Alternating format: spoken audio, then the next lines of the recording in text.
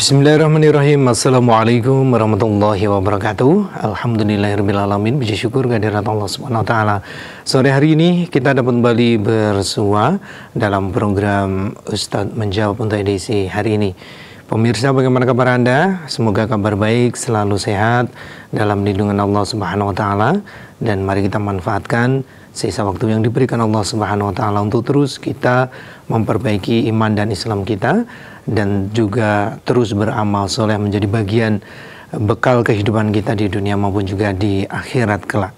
Saya Ahmad Fauzan menemani Anda, dan tentunya bersama dengan narasumber Ustadz Didi Djoko Susilo. Assalamualaikum warahmatullahi wabarakatuh, Ustaz. Waalaikumsalam warahmatullahi wabarakatuh. Sehat hari ini, Ustaz? Alhamdulillah sehat. Mas Perjalanan sehat juga ya? Sehat, alhamdulillah. Perjalanan lancar, Ustaz? Alhamdulillah. Meskipun sore hari sekarang mulai mendung, ya? Mulai mendung, sering diguyur hujan, ya, campur angin. Mudah-mudahan semua sehat, selamat, dan tentunya bisa memanfaatkan waktu yang diberikan Allah untuk terus kita mengkaji Al-Quran dan Sunnah.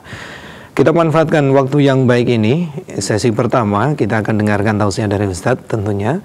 Kemudian nanti di paruh kedua kami beri kesempatan untuk Anda bertanya terkait dengan dinul Islam ini yang belum Anda ketahui. Mari kita belajar bersama.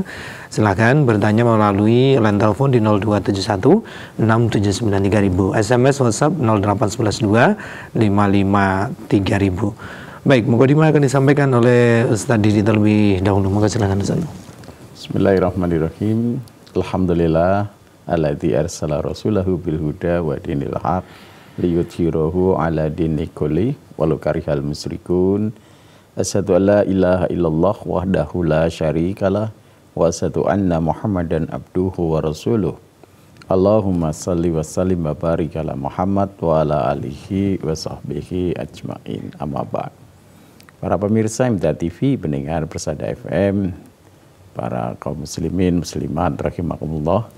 Alhamdulillah, puji syukur, mari senantiasa kita panjatkan kehadirat Allah Subhanahu wa taala atas curahan nikmat hidayah, nikmat iman yang Allah tanamkan kepada kita. Nah, salah satu bentuk syukurnya adalah kita terus-menerus berusaha untuk menjaga nikmat tersebut, ya. Berusaha untuk terus memahami bahwa apa yang Allah sudah karuniakan kepada kita itu satu hal yang berharga sekali nilainya, ya. Menjadi orang yang beriman, menjadi orang Islam, menjadi orang yang senantiasa dalam kehidupan ini mau menguatkan terus imannya, ya, mau memperkuat terus imannya, keyakinannya kepada Allah Subhanahu wa taala. Kita tentu tahu bahwa dalam kehidupan kita pasti berbagai hal akan kita lalui, kita hadapi, baik menyenangkan, tidak menyenangkan, yang bisa jadi berbagai macam kondisi yang kita alami itu kadang-kadang tanpa kita sadari menggerus iman kita. Nah, alhamdulillah ketika kita punya satu waktu, satu kesempatan dalam hidup kita setiap hari untuk senantiasa mengingat Allah Subhanahu wa taala, senantiasa berusaha memahami petunjuk-petunjuk Allah Subhanahu wa taala, maka mudah-mudahan iman kita itu kokoh terus, ada pada diri kita sampai ketika kita kembali kepada Allah Subhanahu wa taala. Mudah-mudahan kita kembali kepada Allah dalam keadaan baik, dalam keadaan tetap beriman kepada Allah Subhanahu wa taala, dalam keadaan bertakwa kepada Allah Subhanahu wa taala. Nah, tentu salah satu bagiannya adalah kita berusaha untuk terus-menerus berinteraksi dengan petunjuk-petunjuk Allah. Kitabullah, Al-Quran ini, ya. Orang yang beriman itu kan sudah sama-sama memahami bahwa petunjuk hidup kita itu adalah Al-Quran, gitu kan. Ketika kita ingin iman kita kokoh, kita ingin takwa kita menjadi hamba yang betul-betul bertakwa kepada Allah, maka tiada lain kecuali petunjuknya adalah Quran.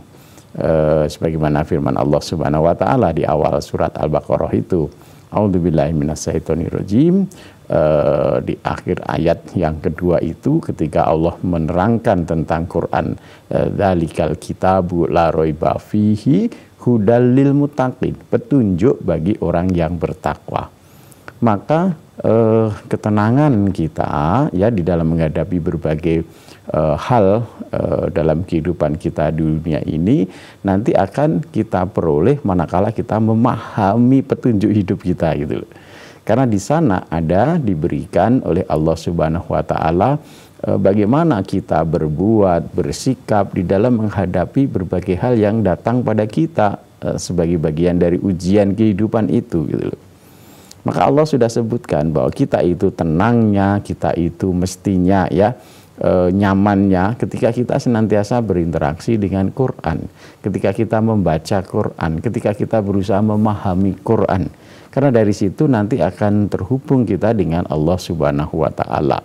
Allah yang menurunkan Quran, yang memberi solusi, yang dalam ayat dikatakan ini menjadi bagian obat bagi apa yang ada dalam dada kita ya.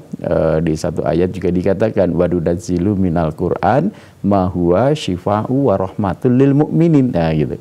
Jadi dialah yang menurunkan Quran ya.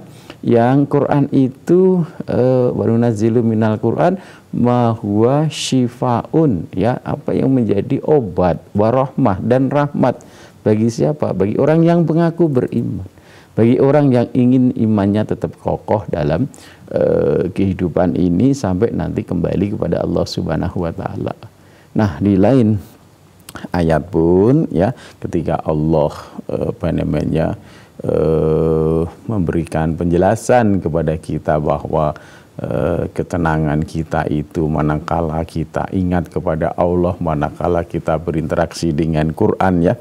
Misalkan di dalam Quran surat Az-Zumar ayat ke-23 Allah firmankan di situ, Allahu nazzala ahsanal hadis ya, dialah Allah yang menurunkan perkataan yang paling baik ya, ahsanal hadis kitabam mutasyabihan, yang kemudian kita bisa dapati di sana Quran ini banyak diulang-ulang begitu ya. Ini nanti sesuai dengan karakter kita manusia itu ya. Manusia itu sifatnya gampang lupa ya. Nah, maka pelajaran dalam Quran itu senantiasa diulang-ulang ya. Allahu nazzala ahsanal hadisi kitabam mutasyabiham masaniya gitu kan. Allah telah menurunkan perkataan yang paling baik yang Al-Quran ini yang serupa mutu ayat-ayatnya yang senantiasa diulang-ulang ya, lagi berulang-ulang ya. Maka taksyairu minhu juludul ladina yakhsawna rabbahum. Nah, maka orang-orang yang takut kepada Robnya gemetarlah gitu ya.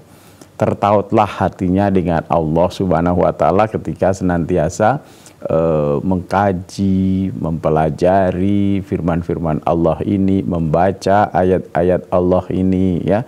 Tentu supaya kita itu bisa seperti ini kan ya. Kita membacanya mestinya tidak sekedar membaca gitu kan ya. Mestinya membaca, kemudian kalau dalam bahasa Jawa angen-angen sak maknane gitu kan ya, berusaha memaknai apa yang kita baca, berusaha mengerti, memahami apa yang kita baca, karena di sana itu petunjuk bagi kita di dalam bersikap, berperilaku begitu.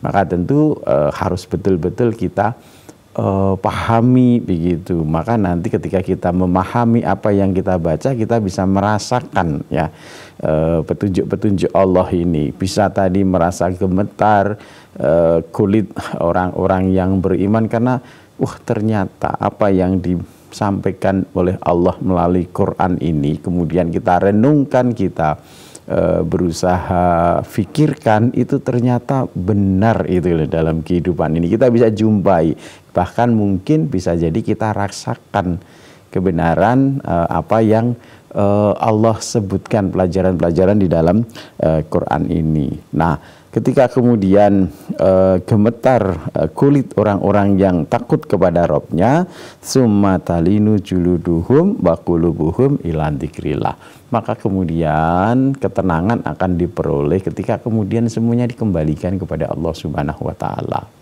Ketika kemudian ya apa yang kita rasakan, apa yang kita pikirkan itu kita rujukkan kepada petunjuk Allah Subhanahu wa taala di dalam firman Allah ini, di dalam Quran ini, begitu. Nah, kalau itu kita bisa bawa ke sana, maka kemudian kita akan merasakan, oh ini loh solusi yang Allah berikan dari masalah yang saya hadapi ini. Oh ini loh kalau saya mau mengambil jalan untuk selamat itu saya lewatnya sini, begitu. Kan ketemu di sana, begitu. Nah, inilah petunjuk Allah Subhanahu wa taala. Maka kemudian diayatkan dzalika hudallahi yahdi bihi may yasha. Itulah petunjuk Allah Subhanahu wa taala, ya, yang dia menunjuki siapa yang dikehendakinya, gitu. Nah, orang-orang yang iman kepada Allah Subhanahu wa taala, orang yang meyakini bahwa Allah Subhanahu wa taala adalah Rabb-nya, orang yang percaya bahwa nanti ada satu saat kita akan kembali kepada Allah, orang yang meyakini bahwa nanti ada hari berbangkit, ada hari hisab, ada hari perhitungan. Itu petunjuknya Allah berikan di sini, Quran ini, gitu. Kalau orang yang tidak meyakini itu tentu tidak akan mau memakai Quran ini sebagai petunjuknya. Nah, kalau tidak mau memakai petunjuknya, maka kemudian Allah pun juga tidak akan memberikan petunjuk kepada mereka. Bahkan kadang-kadang hatinya dikunci mati oleh Allah Subhanahu wa taala. Kebenaran bahkan yang di depan mata sekalipun bisa jadi tidak akan bisa masuk, gitu. Kenapa? Karena dia memang hatinya sudah tidak percaya kepada Allah, tidak percaya kepada hari akhir, tidak percaya ada hisab dan seterusnya. Nah, bagi orang-orang yang yakin, ya, karena memang tadi kalau kembali ke surat Al-Baqarah yang awal itu, ya, orang-orang yang bertakwa itu satu pokok pertama ada yakinnya, begitu. Yu'minuna bil ghaib, gitu. Yakin itu, iman itu tidak perlu kemudian saya melihat dulu alam kubur, saya melihat dulu surga neraka baru kemudian iman. Tidak begitu, gitu. Saya melihat Allah dulu baru ini, tidak begitu, kan, ya. Sama seperti dulu ada kisah Bani Israel itu, gitu, ketika diajak diseru untuk iman kepada Allah. Mereka mengatakan la nu'minu hatta narallahu jahrotan, gitu. Kami tidak akan beriman sehingga kami melihat Allah dengan mata kepala kami. Wah, nggak bisa, gitu. Nggak bisa. Iman itu kita melihat, meyakini Allah, meyakini hari kiamat, meyakini yang gaib, surga, neraka dan seterusnya, tanpa perlu melihat dengan mata kepala dulu, begitu. Nah, orang-orang yang seperti itu yang nanti oleh Allah diberi petunjuk dengan Quran ini, ya, yahdi bihi may yasha, itu. Mereka memang berharap, kita memang berharap petunjuk Allah, maka nanti diberi oleh Allah. Hati kita jadi lapang menerima pelajaran-pelajaran dari Quran, gitu. Dalam bahasa saya dikatakan yasroh sodrohu lil Islam, ya, melihat perintah-perintah di dalam dinul Islam ini, hati kita itu nyaman, gitu, ya, mudah, gitu. Ada seruan untuk aqimis salat, legakkan salat. Jadi kita itu salat menjadi satu yang ringan, gitu, bukan menjadi satu yang waduh, orang kok hidupnya diatur-atur, orang kok ya harus pagi-pagi salat, siang salat, sore salat, malam salat dan seterusnya. Tapi hati kita merasa malah kemudian menjadi tenang, gitu. Pagi-pagi sholat itu rasanya nyaman, tenang, mengawali hari dengan ingat kepada Allah Subhanahu wa taala. Ketika kemudian kerja payah, di waktu istirahat di sholat itu bisa nyaman, tenang. Itu karena apa? Wah, dengan segala kepayahan kerjanya dia tetap ingat kepada Allah Subhanahu wa taala. Dengan segala problem kerjanya dia selesai dengan hatinya jadi tenang dengan mengingat Allah Subhanahu wa taala. Demikian juga sore malamnya nyaman, enak, gitu. Yasroh sadrahu lil Islam, ya, melaksanakan aturan-aturan yang Allah dan Rasulnya berikan itu tenang, nyaman, nikmat, gitu, kan. Ketika diseru kemudian menunaikan zakat, nyaman, tidak kemudian muncul bakhil. Wah, ini yang kerja saya, masa harta saya harus saya berikan kepada 8 golongan begitu gitu. Tapi enggak, ketika kita kemudian imannya, Islamnya juga kita dapat hidayah dari Allah Subhanahu wa taala, kita tenang aja, nikmat saja gitu loh. Ketika kemudian ini seruan Allah Subhanahu wa taala, pembuktian kita sebagai hamba yang beriman, Allah titipkan zakat pada sebagian harta kita, tunaikan, nyaman gitu ya. Ketika kemudian kita ingin mendekatkan diri kepada Allah, kemudian harta yang kita cintai kita berikan sebagiannya di jalan Allah, senang, bahagia ya. Bisa membantu saudaranya, itu adanya senang gitu. Tidak merasa kemudian, tidak khawatir kemudian, wah harta saya berkurang ini untuk membantu saudara saya. Enggak gitu. Ketika dia bisa mengeluarkan hartanya di jalan Allah, itu malah senang, malah bahagia. Nah, itu maknanya Allah beri hidayah pada kita. Yasrah sadruhu lil Islam. Hati kita jadi nyaman, hati kita jadi tenang ya. Nah, sebaliknya ketika kemudian kita berpaling dari pelajaran-pelajaran Quran, kita tinggalkan Quran, wa may yudlilillahu famalahu min had. Barang siapa yang disesatkan oleh Allah itu ya, niscaya tiada baginya seorang yang akan memimpin kepada petunjuk gitu. Nah, ini bukan berarti kemudian Allah dolim, kemudian saya disesatkan, Mas Fauzan disesatkan, tidak begitu. Tetapi ketika kemudian kita berpaling dari petunjuk-petunjuk Allah Subhanahu wa taala, meninggalkan petunjuk-petunjuk Allah Subhanahu wa taala, merasa cukup dengan ilmu kita, merasa cukup dengan misalkan harta kita, kedudukan kita dan seterusnya, sehingga kemudian ketika diingatkan tentang petunjuk-petunjuk Allah, diingatkan untuk mengikuti jalan-jalan yang Allah perintahkan, kita tidak mau ya. Kenapa? Karena merasa cukup ini, saya sudah nyaman ini, hidup saya sudah, nggak perlulah saya berdoa kepada Allah, nggak perlulah saya mohon petunjuk kepada Allah, nggak perlulah saya mengikuti ya apa yang Allah perintahkan, karena ternyata dengan cara saya, dengan kita mengikuti pola hidup saya gitu, itu sudah nyaman nih kehidupan dunia saya. Nah, ini yang seperti ini yang mungkin di dalam surat Toha itu dikatakan faman a'radu an dzikri fa innalahu ma'isyatan donka. Ya, barang siapa berpaling dari peringatanku, maka penghidupan yang sempit ya. Ketika Allah sudah memberikan petunjuknya, ketika Allah sudah datangkan ya guidance-nya dalam hidup ini, tetapi kemudian kita tidak mau mengikuti, maka ya mungkin kesesatan yang akan kita peroleh gitu kan ya. Seolah-olah kita mungkin dalam hidup ini merasa lancar-lancar, nyaman-nyaman saja, tetapi bisa jadi itu malah menjauh dari jalan-jalan yang dicintai, jalan-jalan yang diridhai oleh Allah Subhanahu wa taala gitu. Nah, kalau sudah begitu maka susah untuk nanti kembali gitu kepada petunjuk Allah. Karena kita tidak merasa bahwa apa yang kita lakukan itu ternyata sudah menjauh dari petunjuk Allah. Maka senantiasalah kita berinteraksi terus dengan petunjuk Allah, berinteraksi terus dengan Quran ini yang oleh Allah sebutkan ahsanal hadis itu ya. Perkataan yang paling baik Quran ini begitu. Dekatkan ke situ, kita baca terus dalam kehidupan kita ya.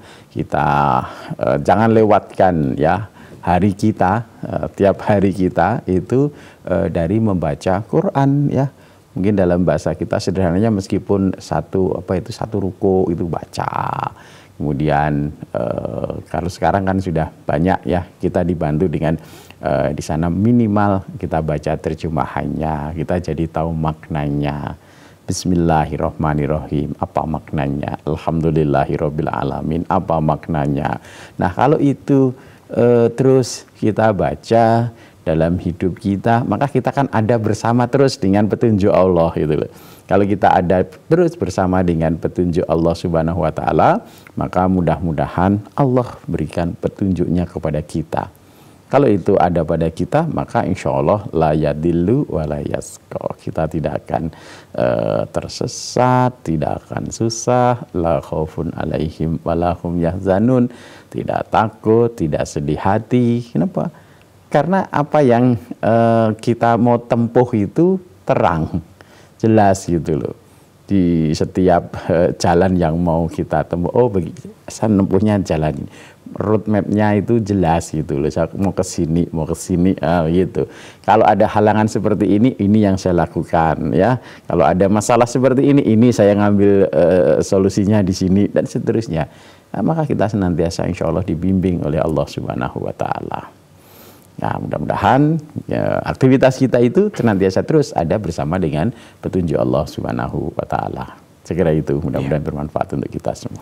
Baik, terima kasih Ustadz Nurul Nawal sudah disampaikan. Pemirsa dimanapun Anda berada, kita jeda terlebih dahulu. Selepas pesan berikut kami akan hadir kembali dalam program Ustadz Menjawab.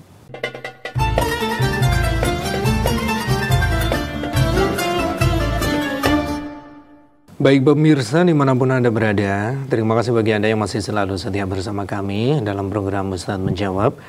Kini saatnya berkesempatan bagi Anda untuk bisa bergabung bertanya langsung kepada Ustadz di line telepon 02716793000, SMS, WhatsApp di 08112553000. Coba kita bacakan terlebih dahulu yang sudah masuk di SMS. Ustadz datang dari hamba Allah yang ada di Klaten.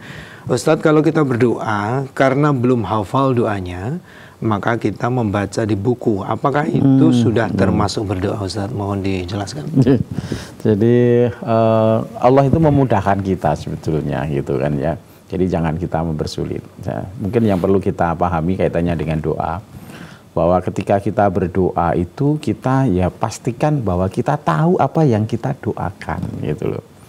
Kalau tadi belum hafal, lafadznya saja belum hafal, mungkin maknanya belum tahu gitu. Jadi kalau kita mohon kepada Allah itu mohonlah dengan hati yang mantap ya. Allah tidak kabulkan doa dari hati min qalbin ghafilin lahin. Jadi hati yang lalai lagi kosong. Artinya apa? Artinya tidak tahu yang kita doakan itu, yang kita mohonkan tidak tahu.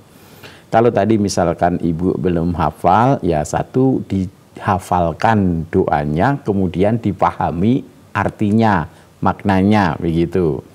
Kalau kemudian ketika belum hafal dan belum paham maknanya, silahkan berdoa dengan bahasa kita. Bahasa Indonesia boleh, bahasa Jawa boleh gitu. Insya Allah Allah paham ya dengan bahasa kita begitu. Jadi jangan sampai malah kita berdoa tetapi kita tidak tahu yang kita mohonkan begitu ya. Bagaimana Allah akan mengabulkan doa kita, kita sendiri nggak tahu yang kita mohonkan. Maka tadi kalau berdoa itu belum dengan tadi kalau kaitannya tadi belum hafal mesti dengan lafadz bahasa Arab kan begitu. Nah, kalau dengan lafadz bahasa Arab dihafalkan dulu, kemudian dipahami, dimengerti maknanya. Kalau belum silahkan berdoa dengan bahasa kita saja, dengan bahasa Indonesia boleh, dengan bahasa Jawa, sehingga kita betul-betul tahu yang kita mohon kepada Allah Subhanahu wa Ta'ala. Karena kita memang diperintahkan berdoa dengan hati yang mantap, hati yang yakin bahwa Allah mengabulkan doa kita. Lah kalau kita saja tidak tahu yang kita mohonkan, bagaimana Allah akan mengabulkan keinginan kita. Demikian Ibu.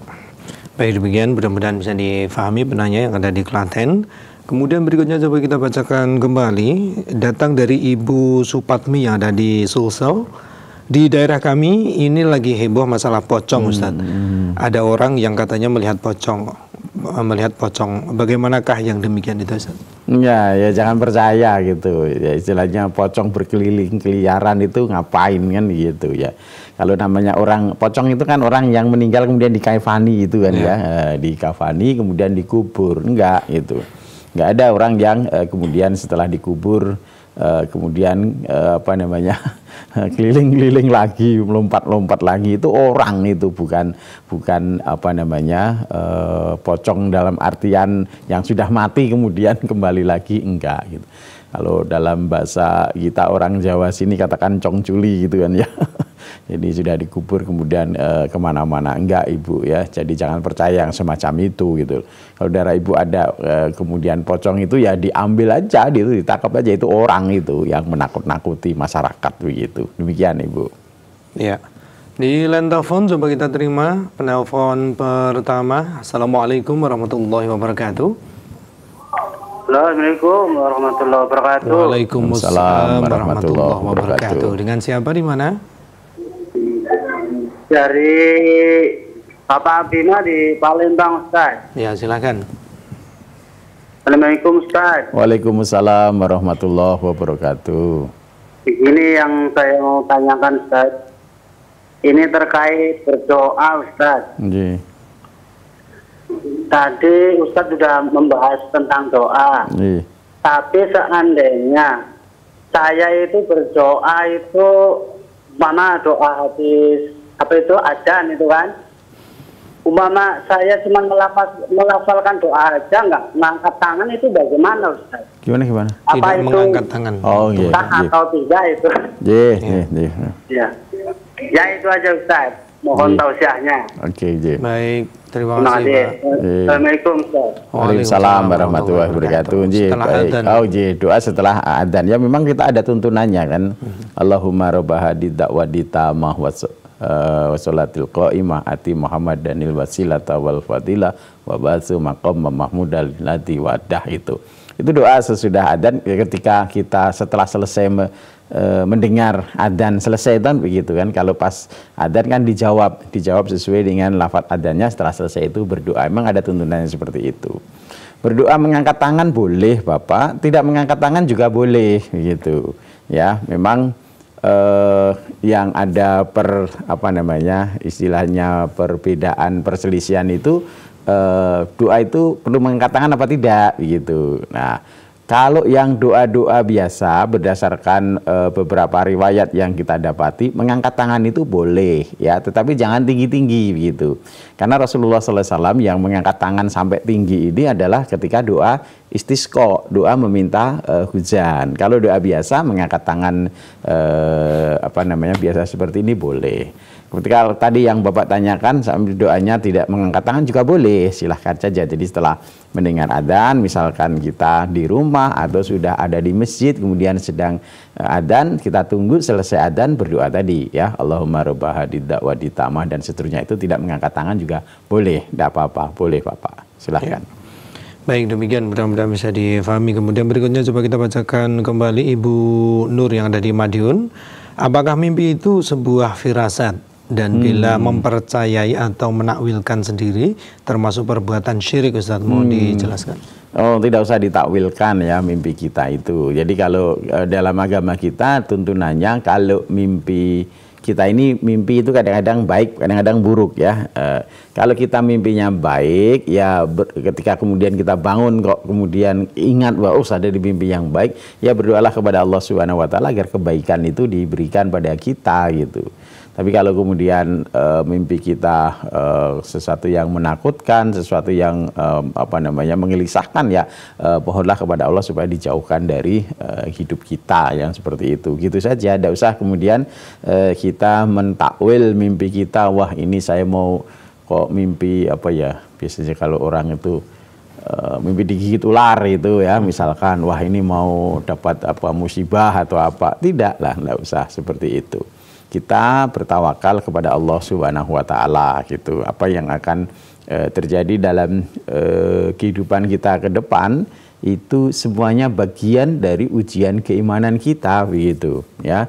Sesuatu yang menyenangkan, sesuatu tidak menyenangkan pada kehidupan kita ke depan itu bukan kita dasarkan dari kemarin misalnya mimpi gini ya, itu enggak gitu, tetapi ini adalah ketentuan dari Allah Subhanahu wa taala. Dalam firman-Nya Allah berfirman, wa nabluukum bisyarri wal khairi fitnah. Kami akan uji ya setiap orang ini dalam hidup kita itu yang kita maknakan ujian orang-orang yang yakin kepada Allah, orang-orang yang beriman kepada Allah Subhanahu wa taala, maka imannya diuji dengan apa? Asyar wal khair ya, keburukan dan kebaikan sebagai bagian dari ujian untuk membenarkan imannya. Tetap kokohkah imannya ketika diuji dengan kesulitan-kesulitan? Tetap kokohkah imannya ketika diuji dengan sesuatu yang tidak menyenangkan gitu. Sebaliknya, tetapkah dia beriman, tetapkah dia meyakini bahwa apa yang diperoleh itu dari Allah Subhanahu wa taala ketika dia mendapat kemudahan-kemudahan, kesenangan-kesenangan. Gitu saja Ibu, tidak usah disandarkan pada tadi malam saya mimpi ini ya. Wah, nanti saya mau dapat kesenangan ini, dapat hadiah ini. Saya mimpi ini ya, nanti mau dapat kecelakaan ini gitu dan seterusnya. Tidak usah mentakwilkan mimpi gitu. Demikian Ibu. Kemudian berikutnya Ibu Dewi yang ada di Lampung mau tanya bagaimana jika kita tahu ada anak di luar nikah mau menikah, tapi kita tidak berani memberitahu bahwa tidak boleh diwakilkan ayahnya. Ya, kalau anaknya kan tentu tidak tahu ya. Anak itu ketika lahir dia tidak tahu apakah dia lahir dari hasil pernikahan yang sah atau lahir dari kemaksiatan di luar nikah. Anaknya tidak tahu, anaknya tidak berdosa. Nah, tentu yang menjadi harus bertanggung jawab di situ adalah orang tuanya dan yang akan kalau dalam bahasa kita itu pencatat itu petugas dari KUA itulah gitu kan ya, yang dia akan menulis siapa walinya begitu. Nah, memang untuk anak di luar nikah nanti ayah biologisnya tidak boleh menjadi wali nikahnya.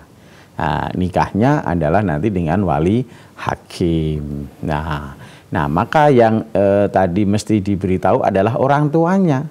Bisa jadi orang tuanya belum tahu aturan di dalam agama kita, di dalam agama Islam. Nah, meskipun kan banyak orang Islam tapi tidak tahu ya, tidak tahu tentang aturan di dalam agama Islam ini karena belum belajar. Maka yang perlu dinasihati, yang perlu diberitahu adalah orang tuanya gitu.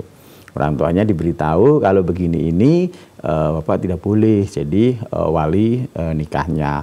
Apakah tidak bisa menikah? Tetap bisa menikah, tapi walinya bukan ayah biologisnya, tetapi wali hakim. Nanti bisa dinikahkan di lalu namanya KUA ya, Kemenak ya, di situ di sana. Ya gitu, jadi yang bukan diberitahukan kepada anaknya, tetapi kepada orang tuanya, begitu Ibu. Yeah. Baik, masih kami tunggu kebersamaan Anda. Silakan bagi Anda yang ingin bertanya langsung kepada Ustadz, kami buka kembali di line telepon. Assalamualaikum warahmatullahi wabarakatuh. Waalaikumsalam warahmatullahi wabarakatuh. Ya, dengan siapa di mana? Dengan Ibu Sri Mas di Pacitan. Ibu Sri, silakan. Iya, terima kasih. Assalamualaikum warahmatullahi wabarakatuh, Ustaz. Waalaikumsalam warahmatullahi wabarakatuh. Ustaz, yang saya tanyakan seperti ini, apabila ada kadang kan misalnya kita ngikutin tahsin, apa ada ngikutin Ustaz Fajar Hidayah, kan kita ditanya gimana Ibu keadaan sehat. Padahal saya itu kurang sehat, tapi saya menjawabnya alhamdulillah Ustadz sehat, dalam keadaan sehat, seperti itu. Apakah itu saya termasuk berbohong Ustadz? Seperti itu Ustadz, mohon tausiahnya. Assalamualaikum warahmatullahi wabarakatuh. Waalaikumsalam warahmatullahi wabarakatuh. Ya kalau tidak sehat dijawab sehat berarti yang nggak bener kan jawabnya begitu gitu kan ya. Kalau bicara sehat ya gitu. Karena kan kalau sehat itu kan rujuknya kepada pertanyaan saya, misalkan Mas Fauzan sehat berarti kan kondisi fisiknya sehat gitu kan, itu sehat, tidak sakit pilek, tidak sakit panas, tidak sakit batuk dan seterusnya begitu kan, seperti itu. Ya dijawab badan segi kurang mungkin ada gangguan atau kurang sehat dan seterusnya di sana gitu. Itu kalau pertanyaannya sehat. Beda lagi kalau pertanyaannya gimana baik. Nah kalau baik itu bisa macam-macam gitu kan. Saya meskipun fisik saya sakit tapi baik bisa begitu. Kita rasakan demikian begitu. Karena kalau baik itu baik di mata Allah Subhanahu wa taala begitu kan. Jadi meskipun katakanlah orang misalkan sakit dirawat di rumah sakit bisa jadi baik gitu. Ketika dalam sakitnya pun dia malah banyak dekat kepada Allah Subhanahu wa taala, banyak istighfar, banyak menyebut nama Allah, meningkatkan kedekatannya kepada Allah, itu malah jadi baik begitu. Tapi kalau pertanyaannya sehat itu biasanya menanyakan kepada kondisi fisik kan seperti itu, fisiknya ini sedang pening, pusing begitu, dan kita sehat itu ya kita yang nggak bener kan seperti itu. Demikian Ibu. Ya. Kemudian berikutnya coba kita bacakan kembali pertanyaannya. Ustadz, karena saya orang Jawa maka saya mengkaji Al-Quran dan Sunnah. Apakah ini sudah benar? Tuh, apa hubungannya itu? Karena saya orang Jawa, saya mengkaji Quran dan Sunnah. Nggak ada hubungannya itu. Apakah ini tidak benar kan? Jawabnya susah. Mengkaji Quran dan Sunnah itu kewajiban bagi orang yang mengaku orang Islam. Gitu. Ya. Mau orang Jawa, orang Sunda, orang Batak, orang Papua, orang Arab sekalipun, orang Jepang, semuanya kita punya kewajiban untuk mengkaji Quran dan Sunnah. Kenapa? Karena itu yang diwariskan oleh Nabi Sallallahu Alaihi Wasallam. Taraktu fikum amroini lan tadilu ma masaktum bihima kitaballah wa sunnatan Nabi. Ya.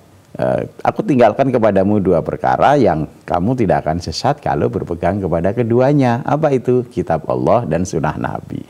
Semua orang yang pengen tidak sesat, semua orang yang pengen selamat fid dunya wal akhirah, maka punya kewajiban untuk memahami Quran, memahami sunnah gitu. Ya, asdaqal hadis, ya, kabar tadi yang disebut itu, perkataan yang paling benar adalah kitabullah gitu. Khairul hadi Muhammadin sallallahu alaihi wasallam. Sebenar-benar sebaik-baik petunjuk itu petunjuknya Rasulullah sallallahu alaihi wasallam. Maka kewajiban pokok kita sebagai orang yang mengaku beriman, mengaku jadi orang Islam, ya memahami Quran, memahami as-sunnah. Semua kita itu. Jadi yang wajib mengerti itu tidak hanya misalkan orang yang ulama itu kan ya, orang yang enggak itu. Kan Nabi juga mengingatkan khairukum man ta'allamal Qur'an wa 'allamahu. Sebaik-baik kamu siapa? Ya, yang mengajarkan Quran dan yang belajar itu. Jadi posisi kita itu kalau tidak belajar ya mengajarkan di sana itu kalau kita ingin menjadi orang yang terbaik gitu. Nah, bagaimana kita nanti akan sampai kepada Allah Subhanahu wa taala kalau kita tidak memahami Quran, kalau tidak memahami sunnah begitu. Maka tadi yang jadi masalah bukan masalah orang Jawanya gitu. Kalau saya orang Islam, maka saya wajib belajar Quran, wajib belajar sunnah Nabi Sallallahu Alaihi Wasallam. Apalagi saya pengen juga digolongkan jadi umatnya Rasulullah Sallallahu Alaihi Wasallam. Karena yang ditinggalkan oleh Rasulullah itu dua itu, Al-Quran dan As-Sunnah. Maka setiap umat Nabi Sallallahu Alaihi Wasallam wajib jadi belajar Quran, belajar Sunnah. Tolabul ilmi faridotun ala kulli muslim. Kita berkewajiban untuk belajar seperti itu. Begitu ya. Jadi bukan masalahnya saya orang Jawanya gitu. Mungkin bahasanya tadi saya orang Jawa jadi nggak ngerti, nggak bisa bahasa Arab gitu sehingga wajib belajar. Enggak, orang Arab sekalipun juga dia wajib belajar Quran, wajib belajar sunnah gitu loh. Jadi tidak mesti juga orang yang bisa bahasa Arab itu paham Quran, paham sunnah gitu. Dia juga harus belajar Quran, dia juga harus belajar as-sunnah, demikian gitu. Ya. Penelpon terakhir coba kita terima. Assalamualaikum warahmatullahi wabarakatuh. Waalaikumsalam warahmatullahi wabarakatuh. Dengan siapa di mana? Pak Hadi di Palembang. Ya, silakan Pak. Assalamualaikum warahmatullahi wabarakatuh, Pak Ustaz. Waalaikumsalam warahmatullahi wabarakatuh. Gini Pak Ustaz, saya mau tanya masalah jihad. Okay. Ada kiai ceramah dengan tegas, yang namanya jihad itu tidak harus mencari ilmu di tempat yang jauh. Di rumahnya sendiri pun, kalau memang tujuannya baik itu termasuk jihad. Mencari nafkah untuk kebutuhan keluarga juga jihad. Mohon pencerahannya Pak Ustaz. Terima kasih. Wassalamualaikum warahmatullahi wabarakatuh. Waalaikumsalam warahmatullahi wabarakatuh. Jadi, Bapak nanti coba bisa dibaca di surat Ali Imran ayat 142 Bapak ya. Di surat Ali Imran ayat 142 itu ada penjelasan di sana yang mungkin sederhana bisa dibaca ya, tidak terlalu rumit lah ya untuk belajarnya begitu. Surat Ali Imran ayat 142. Allah berfirman di situ ya, oke. Surah Al-Imran 142 ya Bapak, nanti di Quran Bapak dibaca. Ini kalau Quran yang terbitan Kemenak itu nanti di sana ada footnote-nya, nanti bisa dibaca, simple sederhana begitu ya. Allah berfirman di situ, am hasibtum an tadkhulul jannah. Apakah kamu mengira kamu akan masuk surga? Walamma ya'lamillahu alladziina jahadu minkum wa ya'lamas sabirin. Sebelum Allah Subhanahu wa taala tahu ya, padahal belum nyata bagi Allah orang-orang yang berjihad di antaramu dan orang-orang yang sabar. Nah, di sana diberikan penjelasan makna dari jihad itu ya. Yang pertama ada di sana makna berperang untuk menegakkan Islam dan melindungi umat Islam, kan begitu. Mana jihad dalam makna qital. Kemudian yang kedua, jihad dalam makna memerangi hawa nafsu gitu. Kemudian yang ketiga, jihad dalam makna mendermakan harta benda untuk kebaikan Islam dan umat Islam. Kemudian yang keempat, jihad dalam makna memberantas yang batil dan menegakkan yang hak. Nah, itu saja. Bapak nanti bisa baca di situ, itu makna jihad itu. Jadi nggak ada korelasinya tadi menuntut ilmu di tempat yang tadi di dekat, di masjid-masjid itu saja, atau di tempat yang jauh dan seterusnya, enggak gitu. Kalau memang ilmunya ada di tempat yang jauh dan harus ditempuh, ya itu menjadi bagian untuk kita misalkan ya memberantas yang batil dan menegakkan yang hak. Yang bisa jadi dimulai dari kita tahu, kita paham mana yang hak, mana yang batil, begitu. Nah, untuk tahu itu kita jadi harus ngerti ngaji seperti itulah mungkin bahasanya, mungkin saya tangkap dari Bapak loh, ngaji nggak usah jauh-jauh lah begitu kan ya, ngaji di sini saja lah. Kalau yang kita kaji, yang kita cari itu adalah yang sesuai dengan Quran, yang sesuai dengan as-sunnah, dan di tempat kita kok nggak ada, ngajinya hanya cerita-cerita, hanya dongeng-dongeng dan seterusnya begitu. Pelajaran ngajinya hanya pokoknya sing penting lucu, sing penting seneng, sing penting guyu gitu tok begitu. Nggak ada kajian tadi seperti yang ditanyakan tadi Al-Quran dan As-Sunnah. Yang ada kok di tempat di luar tempat tinggal kita, ya kita berjalan ke sana begitu. Sebagai bagian dari jihad kita untuk ngerti yang hak, ngerti yang batil gitu. Ya, karena kan misalkan pengajian-pengajian atau kajian-kajian Quran, kajian-kajian sunnah di tempat kita tidak ada, ya kita harus mau safar, mau berjalan untuk mencari. Nah, ketika kemudian ketemunya kok di tempat yang agak jauh, ya maka apa yang kita keluarkan untuk safar tersebut menjadi bagian dari jihad, ya. Karena Nabi SAW itu juga sebutkan barang siapa yang berjalan ya keluar untuk menempuh, untuk mencari ilmu, untuk belajar Quran, untuk belajar sunnah, fahuwa fi sabilillah hatta yarji. Maka dia dalam jalan Allah sehingga dia kembali, seperti itu. Jadi Bapak nggak usah risau gitu ketika misalkan dicela, dari Palembang ngaji kok jauh-jauh sampai ke Solo misalkan begitu ya. Ngaji di sini juga ada gitu dah. Dan yang Bapak cari ada enggak? Yang Bapak cari ketemu apa enggak gitu loh. Kewajiban kita untuk ngerti Quran, ngerti As-Sunnah, nah ketemu enggak gitu loh. Nah, ketika misalkan ketemunya harus sampai ke Solo, ya ditempuh. Nah, misalkan seperti itu, bagian dari jihad kita, bagian dari kesungguhan kita. Yang tadi surat Al-Imran 142, memang Allah mau lihat ini hamba-hambaku yang ngaku beriman, hamba-hambaku yang ngaku pengen janahku itu betul-betul enggak dia membuktikan kemauannya, membuktikan keinginannya tadi gitu kan ya. Am hasibtum an tadkhulul jannah, apakah kamu mengira bahwa kamu akan masuk surga? Walamma ya'lamillahu alladziina jahadu minkum, sebelum ketahuan nih mana yang betul-betul berjihad, bersungguh-sungguh di jalan Allah.